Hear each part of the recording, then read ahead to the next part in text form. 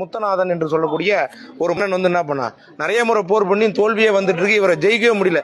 எப்படிடா ஜெயிக்கிறது அப்படின்னு நம்ம நிறைய படம்லாம் பார்த்துருப்பீங்க, பாகுபலிலாம் பார்த்துருப்பீங்க இல்லையா. ஒரு சூழ்ச்சியை ஏதாவது பண்ணணும் அப்படின்னு சொல்லிட்டு ஒரு சூழ்ச்சியா என்ன பண்றாருன்னா, இவர் வந்து சிவன் அடியார்களுக்கு எப்பயுமே மதிப்பு கொடுக்கக்கூடியவர். அவருடைய வாயிற்காவலா இருக்கிற தத்தன்ட்ட எப்பயுமே சொல்லி வச்சிருப்பாரு, சிவனடியார்கள் வந்தால் அது எந்த நேரமா இருந்தாலும் உள்ள அனுப்பிடு, என்ன பண்ணக்கூடாது, அவங்கள நீ தடுக்கக்கூடாது, அவங்கள பரிசோதனை பண்ண செக்அப் பண்ணும் இல்லையா, அதெல்லாம் எதுவுமே நீங்க பண்ணக்கூடாது அப்படின்னு சொல்லிட்டு உள்ள அனுப்பணும்னு சொல்லிட்டு யார் சொல்லியிருக்கிறது, மெய்ப்பொருள் நாயனார் சொல்லியிருக்கிறார். அப்ப இவர் என்ன பண்றாருன்னா, சிவனடியாரா அந்த காவி வேஷ்டி ருத்ராஜம் திருநீர்லாம் தரிச்சுட்டு என்ன பண்றாருன்னா, ஒரு ஓலைச்சுவடி எடுத்துக்கிட்டு வராரு. யாரை பாக்குறதுக்கு, மெய்ப்பொருள் நாயன். அப்ப அவரு அந்த புறத்துல இருக்கார். இருக்கும்போது தத்தன் தடுக்கிறாரு. அப்புறம் அவர் நினைவு வருது, ஆஹா என்ன சொல்லியிருக்காரு மன்னரு, சிவனடியார்கள் வந்தா தடுக்கக்கூடாது அப்படின்னு. அப்புறம் உள்ள விடுறாரு. உள்ள வந்தோடனே இந்த மாதிரி சிவம் சார்ந்த பல தகவல்களை நான் உனக்கு போதனை செய்ய வேண்டும் அப்படி சொல்ல, தாராளமா செய்யுங்க சுவாமி அப்படி சொல்லும்போது, பெண்கள் யாரும் இருக்கக்கூடாதுன்னு அவங்க மனைவி என்ன பண்ணிடுறாரு, வெளியே அனுப்பிடுறாரு. யாரு, மெய்ப்பொருள் நாயனார். அப்ப இவர் நம்ம குரு வணக்கம்னு சொல்லுவோம் இல்லையா, எந்த ஒரு ஆசிரியர் தெரியாத தகவல சொல்லும்போது ஒரு வணக்கம் ஆசீர்வாதம். அப்படி இவர் அந்த அடியாரா நினைச்சு அவர்கிட்ட என்ன பண்றாரு, ஒரு ஆசீர்வாதம் வாங்குறதுக்காக காலில் விழ போறாரு. அப்ப அந்த ஓலைச்சுவடியில் இருக்கக்கூடிய ஒரு கூரிய வாளை எடுத்து என்ன பண்றாரு, குத்திடுறாரு. இதுக்கப்புறம் தான் நல்லா கவனிக்கும், இரண்டு விதமான வரலாறு இதுல பிரியும். என்ன அப்படின்னா, குத்தி அவரு கீழே விழுறாரா, உயிர் போகல. அப்ப தத்தன் என்ன பண்றாரு, வெளியே இருந்து உள்ள ஓடியாரா, ஐயோ என்ன ஆச்சு அப்படின்னு ஓடியாரும் போது அவர் அடிக்க போறாரு அந்த அடியார. அவர் சிவவேடம் தரித்து இருக்கிறார், அவரை எதுவுமே செய்யக்கூடாது, அவரை பத்திரமா என்ன பண்ண, திருக்கோயிலூருடைய எல்லையில போய் விட்டுட்டு வா அப்படின்னு சொல்றாரு. அவரை கொண்டுட்டு போயிட்டு அங்க விட்டுட்டு வந்துட்டு தத்தன் சொல்றாரு, ஐயா அவரை பத்திரமா இட்டுன்னு போயிட்டு விட்டுட்டு வந்துட்டார். தன்னை கொன்றவனாக இருந்தால் கூட அவர் சிவனடியாகராக இருப்பதால் என்ன பண்றாரு, மன்னிச்சு விடுறாரு.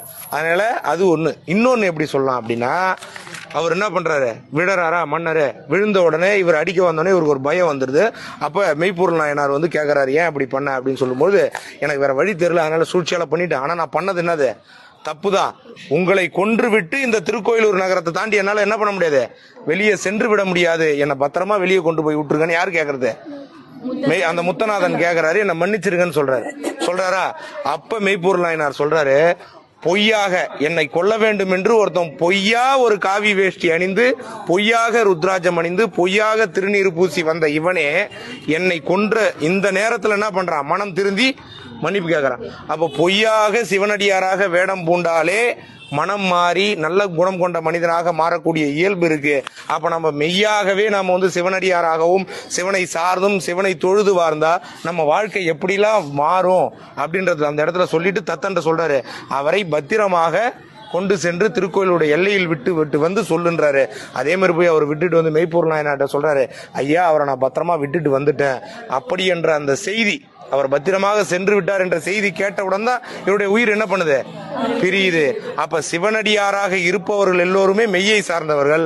ஆனா உண்மையாகவே மெய்யாக வாழ்ந்த சிவனடியார்னா யாரு, மெய்ப்பொருள் நாயனார். அதனாலதான் எப்பொருள் யார் யார் வாய் கேட்போம், எவ்வளவு சிவனடியார்கள் எவ்வளவு சித்தர்கள் எவ்வளவு விஷயங்களை சொல்லி இருந்தாலும் மெய்ப்பொருள் காண்பதறிவு. அந்த மெய்ப்பொருளை திருக்கோயிலூர்ல நாம் இங்க வந்து காண்பது அரிதிலும் அரிது. அப்ப இப்படிப்பட்ட வரலாறுகளை கொண்ட ஊர்ல நம்ம வாழறது நம்மளுக்கு என்னது, புண்ணியம் தான். இப்ப இருக்கக்கூடிய உங்களுடைய நெற்றி இதே மாதிரி தினமுமே நீங்க என்ன பண்ணணும், திருநீற்ற பூசி குங்குமம் அணிந்து நல்ல வாழ்க்கையில செல்வ வளத்தோட இங்க இருக்கக்கூடிய எல்லாருமே நாளைக்கு எல்லாருமே என்ன சொல்லுவாங்க, டாக்டர் ஆகணும், இன்ஜினியர் ஆகணும் அப்படிலாம் சொல்லுவோம் இல்லையா. இதுல ஒரு 10 பேர் பேச்சாளராக ஆகணுன்றது என்னுடைய ஆசை.